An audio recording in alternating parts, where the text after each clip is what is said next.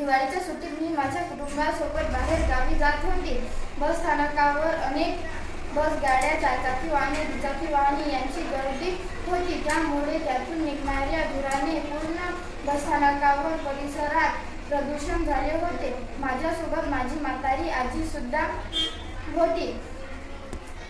तिला दम्याचा त्रास होता. लगेच खोकल्याचा त्रास सुरू झाला. बस स्थानकावर अनेक लहान मुले व म्हातारी मंडळी यांना सुद्धा धुराचा त्रास होत होता असे मी निरीक्षण केले. त्या दिवशी दिवसभर या प्रदूषणावर नियंत्रण काय करावे असे मी आणि माझ्या मित्रमैत्रिणींनी व शिक्षकांनी चर्चा केली.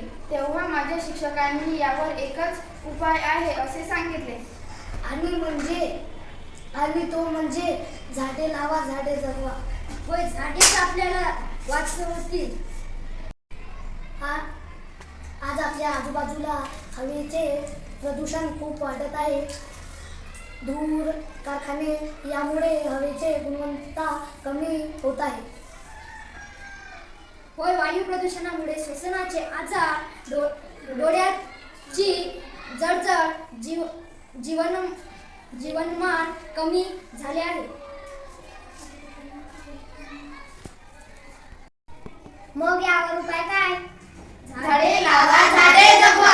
आमच्या मॉडेलमध्ये आम्ही दाखवले आहे की कसे झाड असलेल्या भरणीतील धूर कमी होतो व झाड नसलेल्या भरणीतील धूर तसाच खूप वेळेपर्यंत तसाच राहतो. प्रत्येक घरात झाड म्हणजे नैसर्गिक एअर प्युरिफायर.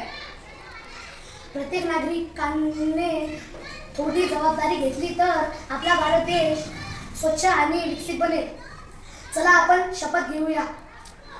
स्वच्छ हवा आपला हक्क. स्वच्छ